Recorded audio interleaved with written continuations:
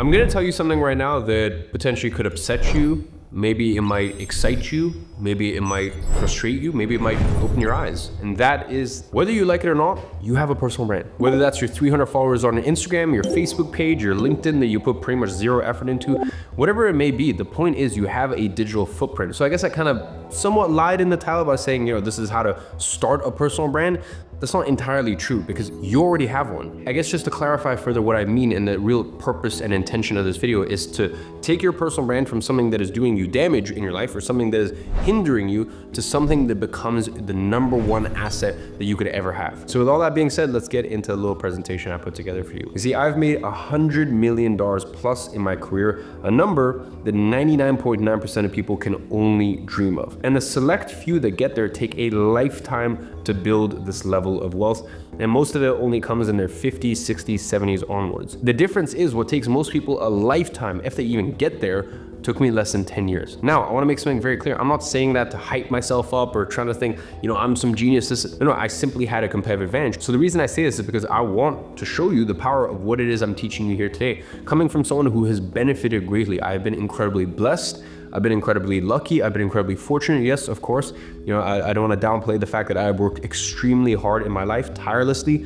But hand on heart, if I had to attribute one thing towards my success over the last 10 years, it is my ability to build an intentional personal brand. Not the largest personal brand, and we're gonna get into that in just a second, because there's a very big difference between having eyeballs and views and this and that just for no reason, compared to being very intentional with what it is you are building your personal brand for and what benefit. Because remember, you should not be a slave to your personal brand. Your personal brand should serve you in whatever way and through whatever benefits you wish to yield from it. So let's get back to it. You see, I went from, on the left here, a broke 16-year-old, who picked up a camera initially because I had an interest in photography, videography, and that led to getting freelance clients, which then led to me starting my first proper real business, which was a creative agency. And throughout this process, building my personal brand, and I guess at the time, I wish I could say I was some genius that knew that all this was happening.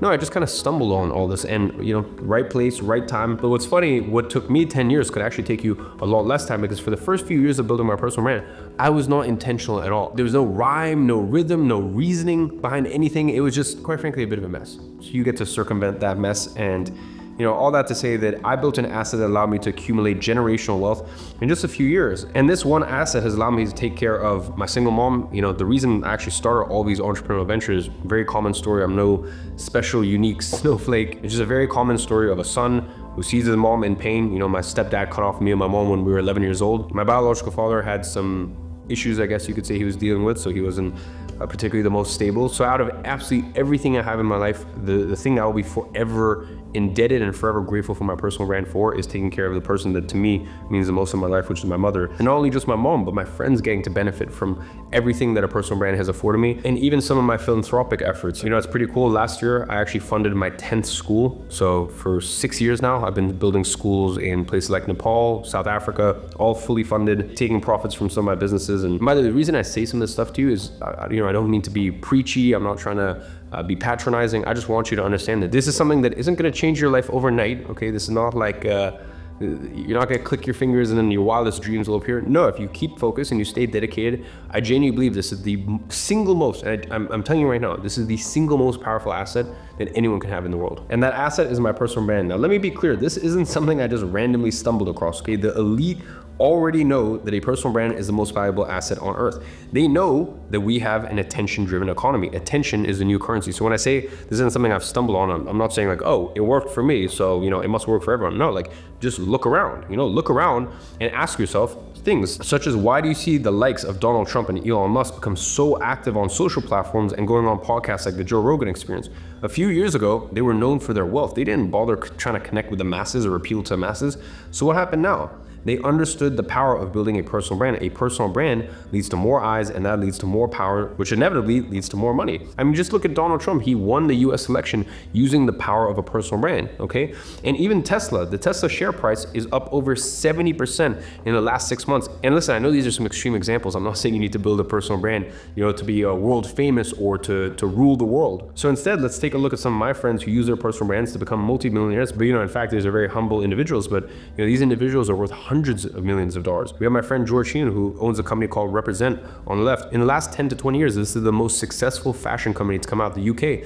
Now, most of that has only happened in the last 4 years when he started to create more content, more founder-led content. He built his own micro niche personal brand. He's not got millions and millions of subscribers. He only has a few 100,000 on his Instagram, but that was enough to really build the brand and to get it to the point where, even in his own words, 5-6 years ago, the brand was really struggling. And then he started posting more content, taking his personal brand more seriously. And then now, as I said, they're worth hundreds of millions of dollars. Or my friend Guillaume on the right, with zero outside funding, he bootstrapped Lemlist to a multi-$100 million valuation. Once again, through the power of a micro niche personal brand where he focuses primarily on LinkedIn, created content, built a little tribe there, and was able to build a multi-$100 million company off the back of it, okay? Now, I've just given you a number of examples of people who have built generational wealth by building a personal brand and capitalizing on the new attention-driven economy. So you have to ask yourself, why are you ignoring the biggest opportunity of the decade? The truth is, I know why. You think that you need millions of followers to get rich, you don't think that you're interesting enough, and you don't know where to start. So in today's video, I'm gonna help you solve these problems. Today, I'm gonna break all of the misconceptions you have about building a personal brand. Today, I will show you what actually matters when you're building a personal brand. And today, I'll walk you through my 4-step process, not only to build a personal brand, but to make money with it as well. So let's start off with the first step, which is clarifying your intention. You see, if you are watching this video, you are thinking, well, I don't want to build a personal brand. And I hate to break it to you, you already have one, okay? A personal brand is just the world's perception of you. Whether you're the most successful entrepreneur in the world or you're out every weekend shotgunning beers, how people perceive you is your personal brand. The million-dollar question is, does your brand hurt you or does your brand help you? Your personal brand will impact every area of your life. Getting into your dream college, getting your dream job, even buying your first Rolex when you go put your name down on a waiting list. It impacts everything. I'm telling you right now, no matter what you're trying to do, you're trying to join a private members club, you're trying to buy a Rolex, you're trying to get an allocation for this, you're trying to join college. Listen, quite frankly, even in your romantic life, in every area of your life, you have a personal brand. It's just a matter of, is your personal brand gonna help you or is it gonna hinder you? So I think it's pretty much safe to assume that you want a personal brand to help you, but you need to understand how it can help you. And this is truly where the intention comes in. Let me explain what I mean. When I was running my agency, IG Media, I was building a personal brand around marketing and SMA with the intention of attracting new clients and ultimately making more money. My intention was very clear at that point. And it's not just me, by the way, who did this. A personal brand will turbocharge anything you are currently doing or anything you want to do in the future, as long as you build your brand with the correct intention. I mean, let's take a look at Nico Leonard. Nico owns a luxury watch retail business, so he built his brand around luxury watches with the intention of attracting more clients for his business. Let's take a look at Ryan Serhant. Ryan sold luxury real estate, so he built his brand around luxury real estate with the intention of attracting more buyers and making more money in the process. Or let's take a look at a very interesting gentleman, Magri Alberto. Now, he actually owns a pastry shop, so he built a personal brand showing off his pastries with the intention of attracting more people to his pastry shop. Fascinating. This works for everything, clearly. All Ryan, Nico, Magri, and I all have 2 things in common. Number one, we work backwards. We knew we wanted to make more money and we found something to sell to make that money. And then we figured out what our perfect client looks like. And then we built an intentional brand to attract more of those clients through our content. So first thing, ask yourself, what are you gonna sell? What do you wanna sell? Then what does your perfect follower or subscriber or whatever it is look like? And then how do you attract more of these followers? The second is the goal was never to use our brands to get famous. We wanted to use our brands to get rich. A certain level of fame did come with it in the process, but the intention was always to get rich. And bear in mind, going back to the example of George and Guillaume, personal friends of mine, these guys can walk down the street pretty much anywhere, no one's gonna recognize them. Yeah, of course, like when they're in their industries, they're doing events in their industries. Of course, everyone in the industry knows each other, but with just a few 100,000 followers, you're not gonna be swarmed any place you go. Yeah, maybe the occasional person might ask you for a photo. And by the way, I don't say that in a bad way. I'm saying they have played the game right, where they can go anywhere, and yet they have still built hundreds and hundreds of millions of dollars of value from their personal brand without having to be a clown online or a dancing monkey or a, just basically post content just for the sake of views. So now would actually be a good time to break the biggest misconception about building a personal brand. You do not need millions of followers to get rich with a personal brand. You just need 1,000 of the right ones. I'll give you an example. A friend of mine, John, who I've known for 9 and 8 years. He met when I was 16 or 17. We actually got introduced. That was still in the heyday of me trying to get my agency off the ground. So I've known him for a long time. Now, he only has 4,000 YouTube subscribers and 5,000 Instagram followers. Despite his modest following, John makes multiple 5 figures a month with his coaching business. Despite his audience being small, his audience quality is good, so he's still able to make hundreds of thousands thousands of dollars a year from it. Now, this is an example of what I call a micro personal brand. A micro personal brand is a brand that doesn't optimize for audience size, but focuses on audience quality. Too many people look at vanity metrics like followers, subscribers, and likes. Remember, your goal is to get rich. You should be looking at profit per follower. So which audience would you rather have? 1,000 followers at $1 per follower, or would you rather have 1,000 followers at $150 per follower, okay? Of course, you know what the answer is. It's much better to make more money with a smaller audience. You see, if you're a real estate agent, your goal is not to attract millions of followers with no money. You would rather attract a few thousand followers who are actively looking to buy property. If you are a female personal trainer, your goal isn't to attract millions of male followers. Your focus should be to attract a few thousand women who are actively looking to lose weight. Well, I know what you're thinking. You're like, okay, easy enough for you to say, man. You have 5.5 million subscribers, so it's very easy for you to sit on your high horse and say these things. So you know what? Let me go ahead and prove I practice what I preach. This is another one of my channels. It's called Eman Gadji Business. It has about 10, 15,000 subscribers. And by the way, I post on this weekly. You would think that, okay, well, he has a channel with 5.5 million subscribers. Why is he not posting that content on here? Because I'm speaking to business owners and business owners only. On that channel, if you make less than $250,000 a year in your business, it's just too high level and it's actually gonna confuse you. It's gonna do more harm than it is good. So I even practice where I preach, where I actually silo and I segregate and I make content specifically tailored to my ideal client, to my ideal prospect, whatever it may be. So I'm living proof that a niche personal brand can work, because I've even taken my large personal brand and basically turned it into a niche personal brand by having separate smaller channels depending on what it is that I'm trying to accomplish, or what sort of prospects or what sort of segment of the market I'm trying to speak to. Now, after this step, focus on answering 2 questions. Who is my perfect follower and how do I attract more of those followers? Next, pick your platform. You see, once you've clarified your intention, the obvious next step is to find a platform to build on. In 2025, you have a variety of different options. You've got X, or Twitter. I will always forever call it Twitter. You've got X, you've got LinkedIn, you've got YouTube, you've got TikTok, you've got Instagram. At this point in my personal branding journey, I have built my personal brand using all of them, and I have accumulated approximately 12 million followers in the process. Remember that I am at a different stage in my personal branding journey. Just like you, I had to start somewhere and pick a platform to start with, and for me, that was YouTube. But there's a reason why I chose YouTube as my original platform. Now, I'm gonna be transparent. At the time, I wasn't as calculated as what I'm telling you here today. Like, I wasn't as intentional as I was today, okay? For me, YouTube, I was just a young kid that had a passion for videography, so that's why I chose. Like, there really wasn't that much extra thinking. I always want to be honest with you guys as to like when something was a very good, strategic, intentional decision, and something was just like, I just did something and it worked. And YouTube was really one of those where I happened to upload on it and it happened to be the right decision. But at the time I was just like, okay, well, I like making videos, so let me just post on YouTube. But for you today, let's be more calculated. Okay, there are 3 questions you need to ask yourself. First, which platform matches your intention? Second, which platform suits your skills and hides your weaknesses? Are you building a faceless personal brand or a front-facing personal brand? Now, building your personal brand with clear intention is all about attracting the right audience, but different types of people are more active on different platforms. I mean, let's think about it logically. If you are selling corporate law services, where are you more likely to attract an audience of corporate CEOs? LinkedIn or TikTok? If you're running a photography business and your perfect audience are up and coming influencers that need your services, where would you rather build an audience? X or Instagram? When you are picking your platform, you give yourself a huge head start if you create content where your ideal audience already hangs out, where they already spend their time. The second consideration you need to think about when picking your platform is your personal skill set. I mean, think about it. Every platform requires different skill sets. I had a personal interest in photography and videography, so YouTube actually played to my strengths, so this was a good starting point for me. Platforms like X and LinkedIn required me to get better at copywriting, which wasn't something that I was interested in at that time, and it didn't really play to my strengths. Now today I use them and they're a part of my strategy, but that was something I implemented much further down the line. Now when you are picking your platform, ask yourself what type of content plays to your strengths. If you prefer writing and know you can send a clear message using words, then yeah, stick to LinkedIn and Twitter. If instead you want to be on camera and you prefer making video content, then YouTube, TikTok, Instagram, okay? If you feel like you don't have a particular preference, remember, confidence comes from competence. Choose a platform and improve as you go. One of the things that I think people really appreciate about me is I have videos from 2015 still on my YouTube channel. You can go back, you can see, like, you think that I made my first YouTube video and it was all polished and clean. No, it took some time, and confidence comes from competence. Now I'm a decent speaker. I'm definitely not the best public speaker in the world. I'm definitely not the best orator in the world. I've had no formal training. I just talked a lot. Like, quite frankly, I yapped a lot, I blabbered a lot, and when you do that enough, you eventually we'll get good at it. As I said, confidence comes from competence.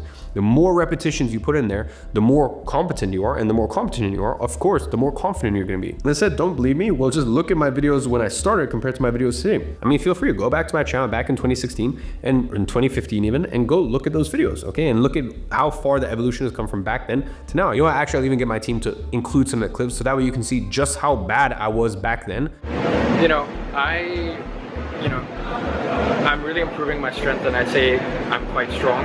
And how far things have come these days. Now, the final consideration is whether you want to show your face or you don't. Now, let me be honest with you. A personal brand where you show your face will always be better than a personal brand where you don't. If you don't want to show your face, ask yourself why. Do you lack confidence? Are you embarrassed what people might think?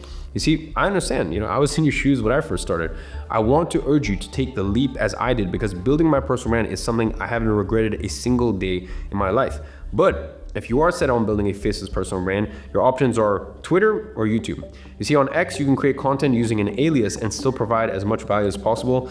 And on YouTube, you can create walkthroughs that provide value without using a face cam. Now, I stand by what I said though. You can be successful by building a faceless personal brand, but people do connect with people. So it is much easier to grow a front-facing brand compared to a faceless brand. Now, I want you to work through these 3 questions and pick your platform. It is fine to choose more than one, but do not try to master all of them from day one. Make content where your perfect audience is and play to your strengths. A jack of all trades is a master of none. So let's get into the fun stuff. Start creating content. You see, once you know your intention, once you picked your platform, now it is time to start creating content. Content is the most powerful tool you can use to build your personal brand and turbocharge whatever you are doing right now or anything you want to do in the future. Content truly is the 8th one in the world. Why? Because content allows you to achieve something called negative cost of acquisition. You see, if you run ads, you are paying the social media platforms a fee, which means there is a cost to acquire every new client you get. Whereas if you create content and you make sales organically through the content that you create, the platforms actually pay you for the views that you get while you make the majority of your revenue from the sales that you generate on the back end. And by the way, this is like the holy grail of business. Like when you get paid to make money, it's like it goes against every single business principle, but yet it's something that you can actually accomplish this week, this month, this year. And you could do it at scales and levels that like, sometimes you just have to stop and pinch yourself. Look, I'll show you a perfect example of this. This is one of my VSLs that I put on YouTube channel a few years ago. Now, YouTube paid me $266,000 in AdSense, okay? So you would say, very decent. You got paid $250,000 for a YouTube video. That's impressive. Now, what you don't see is that this video alone generated me $20 million in sales. YouTube paid me $250,000 to make $20 million. This is the negative cost of acquisition, the ability to attract clients without paying and even making money during that client acquisition process. By the way, just so you know the numbers that actually went into this, about 10 million people watched this video, and from that 10 million people, I think it was like 12 or 13,000 people actually bought a product, an info product that I offered at the end if people wanted to take it a step further past what I actually taught in the training. And that info product was $1,500, so yeah, I mean, you can do the math. $20 million in sales. And by the way, because there's no cost of acquisition in terms of gross profit, I'm not talking as a business, I'm talking gross profit. It was about $20 million in our company's pocket. So clearly this stuff works. So now that you understand the power of content, how do you actually make content that attracts the right audience and allows you to attain a negative cost of acquisition? Well, content all starts with visibility. You see, once you've picked your platform, you need to start posting. Not just posting now and again, you just start posting consistently. Lots of people look at my YouTube growth and claim that I got lucky or I was just in the right place at the right time. What you don't see is I have posted 439 videos over the last 9 years. That equates to roughly a video a week for a 9-year period. The reason I am visible is because I have always been consistent. But consistency does not guarantee results. You see, with the right strategy, you can grow your audience in just a few months. I'm gonna show you a channel called Callaway as an example. He started his channel just over 4 months ago, and take a look at his growth in 4 months. In the last 4 months, he's grown 75,000 subscribers, 1.6 million views, 21 videos, and I can almost guarantee you that in those 4 months, he has made at a minimum $250,000, potentially upwards of $1 million from that audience that he's garnered in just literally the last 120 days. Now, there are 3 content pillars you must incorporate into your strategy: authenticity, impact, and intention. Authenticity is content that is true to you. Impact is content that solves a problem. And intention is content that attracts your perfect audience. So let's start off with authenticity. You see, when you watch or read my content, I do not try to emulate anyone else, and I am unapologetically me. I understand some of you guys will hate me, some of you guys will love me. Quite frankly, I have no control over that. All I have control over is, am I showing up to the world as me? If you don't like that, that's cool, that's fine. I will never be everyone's cup of tea, and that is totally fine, okay? Now I'll give you an example of this. Since day one, I have always dressed the same. This is a photo, 7 years ago at this point? So yeah, this is a photo from 7 years ago, and this is a photo from 2 years ago. I have always just dressed like a bit of a grandpa, okay? So that's me. Now I know these days there's this whole trend of like old money, blah, blah, this is lifestyle. Like, so I guess it's nice that's a trend, but I have been living authentically like that for years. And it's because it was authentic to me that after a while, people start to resonate that with my style. Now, another example, I was already a multi-millionaire and I didn't own a car. Now it's funny because I get people telling me, oh, but you know, you flex for social media. I'm gonna try to say this in the least douchey way possible, but I know I'll still come across the douchey. I had made tens of millions of dollars before I ever bought my first car. The reason why? I just didn't care. I didn't have a use for it. I didn't have a purpose for it. It was not something that was important in my life. The cities I was living in geographically, it just didn't really make sense. And then eventually when I bought my first car, you would think, okay, he's bought his first car. It's gonna be this crazy Ferrari, Lamborghini. It was a Range Rover. And since then, fair enough, I had a pretty sizable car collection. But the point is I had already made tens of millions of dollars before I ever bought my first car. And my first car was just a utility vehicle, a Range Rover. Now, I'm not saying this to say that I'm some monk and I don't spend any money and oh, look at me. No. I spent money on things that were authentic to me and that I genuinely enjoyed and appreciated.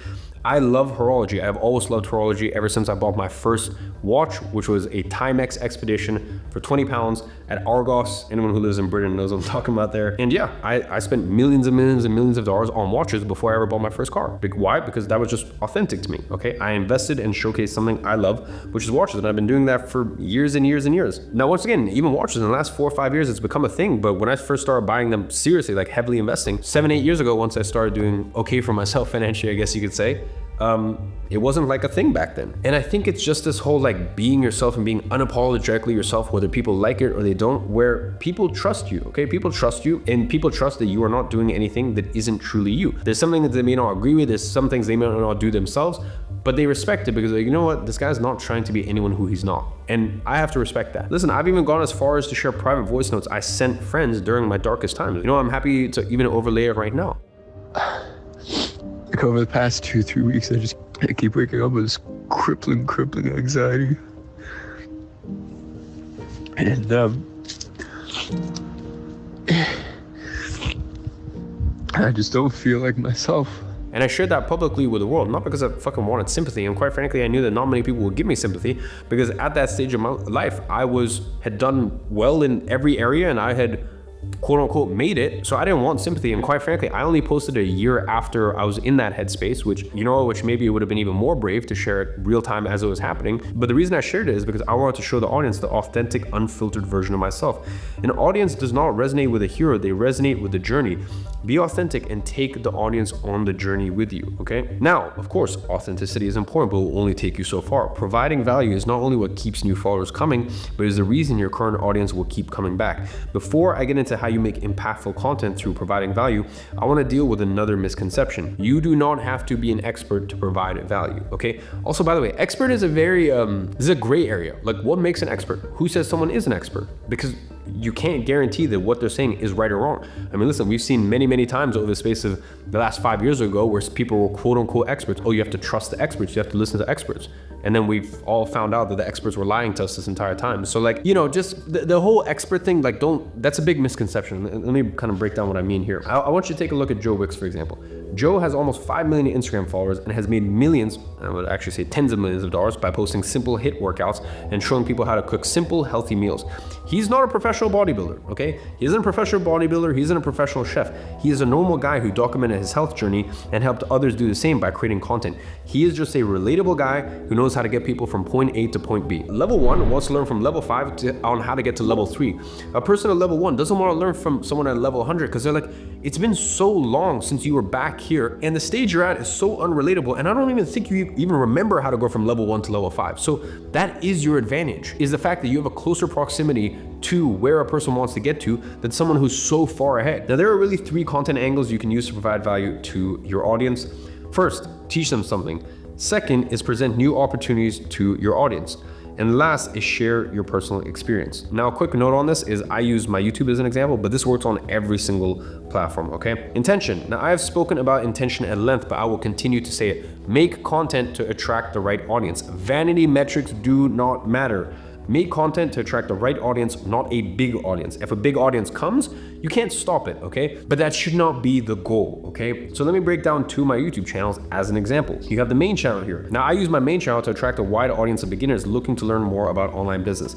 The videos are broader and easy for beginners to understand. I also mention 100,000 in the title because that is a goal that many beginners have. In the past, I've intentionally attracted beginners to the main channel. Now, let's talk about my business channel. I use my business channel to attract an audience of established business owners making over $250,000 a year. The videos are ultra specific and super boring for beginners. The thumbnails intentionally has high-level terms such as cart abandonment, which deter beginners. I intentionally attract an experienced audience. Like I'm actively trying to say, hey, if you're in this bucket, I love you, I respect you, I appreciate you, I wish you the best. I just don't serve you, okay? Like I'm not the right guy for you. And as a business, we're not the right organization for you because as I mentioned, with the business channel, we have a business-to-business licensing offer and you literally have to be making $250,000. We don't work with beginners. We don't even work with intermediates. You have to be an established business. Otherwise, we can't help you. The stuff we do for you won't even apply. So trust me, when I tell you these things, I'm not just telling you rough concepts or things that I think are right. These are all things that I truly live and experience every single day and I implement every single day. Now, you're gonna notice that the views on the business channel are significantly lower. But do I care? No, I don't care because I'm attracting the audience I want. So now that you understand the 3 content pillars, let's talk about 2 content types. We have superficial content. Now, superficial content makes you known. This type of content tells your story and builds trust between you and your audience. And then you have in-depth content. In-depth content makes you money. This content builds authority because you are educating your audience, which leads to income in the future. Now you need both, okay? Within these content types, there are different types of content categories that exist. You have actionable content, which is show people how, the 8-step SMA outreach process in 2024. You have narrative content, tell a story. I never follow my passion and neither should you. You have theoretical content, help understand why. My 5-step system to building a $100 million team. Attractor content, which is sharing your results. Now, all of these content categories fall into either of the content types. Actionable and theoretical content is usually more in-depth. Attractor and narrative content, on the other hand, usually lean towards more superficial. Now, understanding the types of content is valuable, but doesn't mean anything if you can't come up with the ideas. Now, I have made thousands of pieces of content across all different platforms. Actually, I think that is a lie. I think at this point, between all platforms, I may be almost at 100,000 pieces of content, like genuinely, especially because of all of our short form accounts. I think I may actually be close to that. So trust me when I tell you I can speak from experience. Now, you might be thinking, oh, well, you're just incredibly creative and ideas just consistently come to you. No, listen, of course not, all right? I have a content ideation process. One of the best ways to come up with content is to study what other people are doing. And no, do not just copy what other people are doing within your niche of content. You need to start looking at what content is performing well for other creators in every other niche possible. Most good content is packaged like this. Niche, problem, solution, okay? You can look at any piece of content that's performing well, copy the exact packaging, and just insert your niche, problem, and solution. The idea is already there. You just need to make it your own. Now, if you're creating on YouTube and you wanna find videos that are performing well, use vidIQ to find outlier videos. You can see an example right here. Do this to make 10,000 as a student. It's a 13x multiple. This is one of the videos that performed really well, and you can see that inside of vidIQ. This would be the perfect video to take and repackage in another niche. Taking inspiration from others is a good start, but you wanna follow a standard framework when you create content. Now, I have a framework that I follow, especially for my long form content, and that's with the power of 3 framework. Big idea, 3 main points, 3 sub points, and then a clear takeaway. Now at this point, you have everything you need to start posting content. You understand the power of content. You have the content pillars, the content types, the content categories. I have shown you how to come up with ideas and how to structure your content using proven frameworks. But none of this will work if you do not prompt your audience to watch or read the content you make. All content needs a good hook. A hook is the first line of a video or a piece of copy. It is arguably the most important element of your content. If it is boring, people stop watching.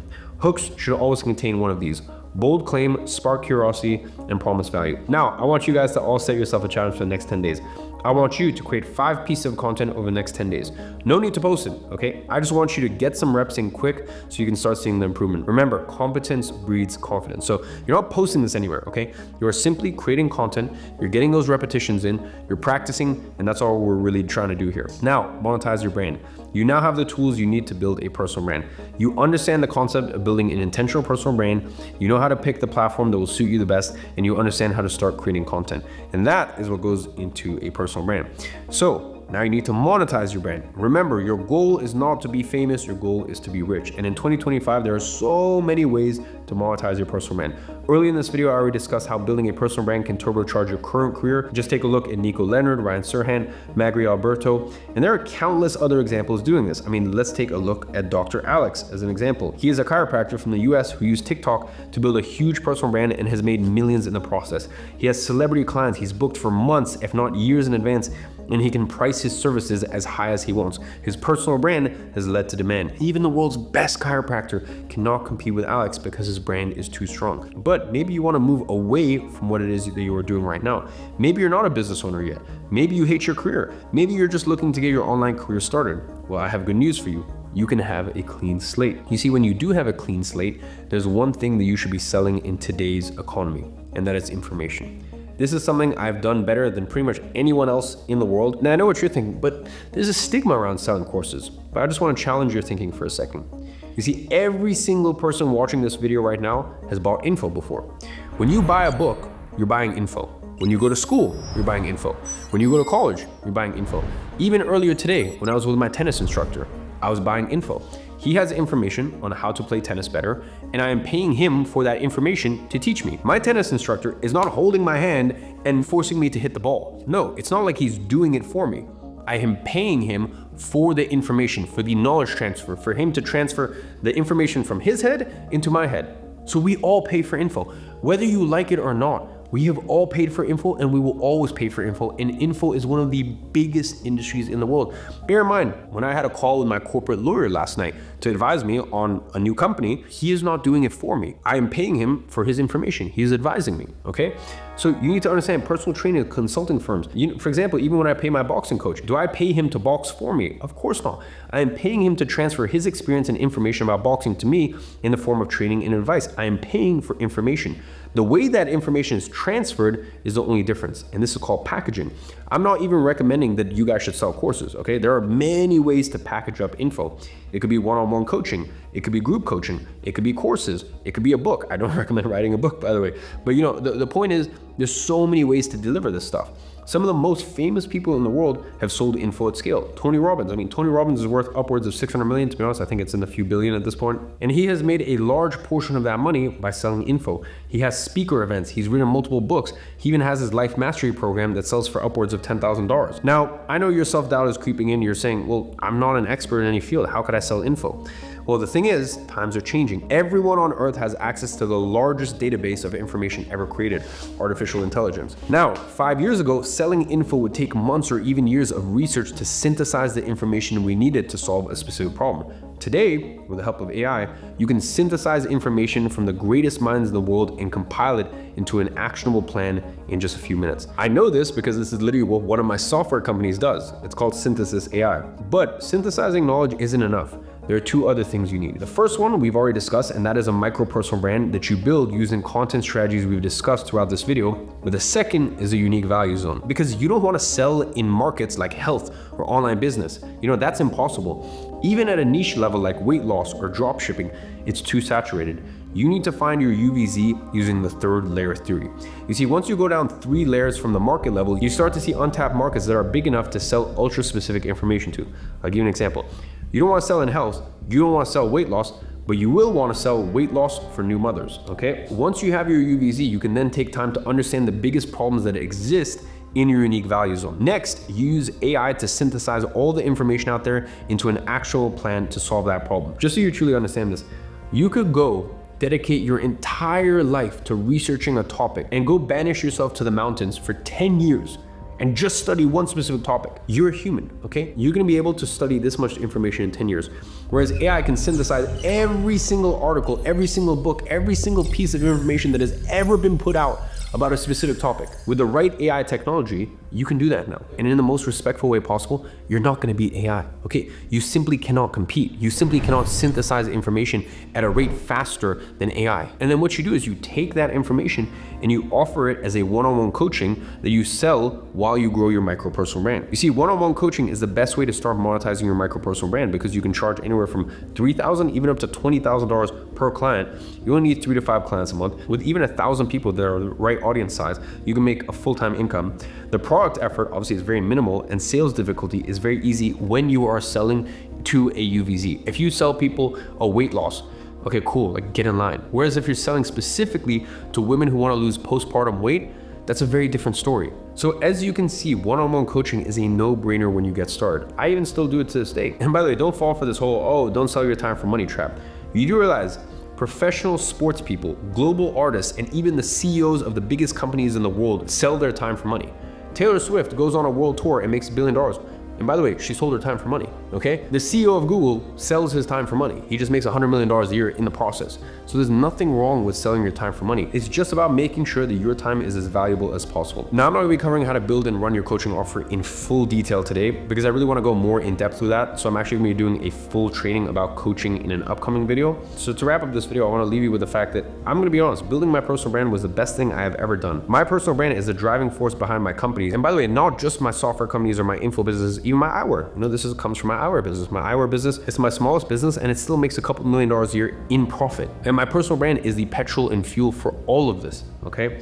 This is undoubtedly the best asset that you can build. So don't look back at this video in a year wondering, oh, well, I knew there was the right thing to do. I knew that a personal brand, whatever career I'm in. And by the way, if you're a personal trainer, you need to remember, a personal brand is not a business model. A personal brand is an asset that guarantees that whatever you do in life, you get to play life on easy mode, basically. Now, as many of you guys know, because I get DMs about it every single day, I have actually closed enrollments for my all-in-one personal brand software stack. So I have a company called Monetize where I basically license a few of my different software companies. So Synthesis AI, Flowsy, another one of my software companies.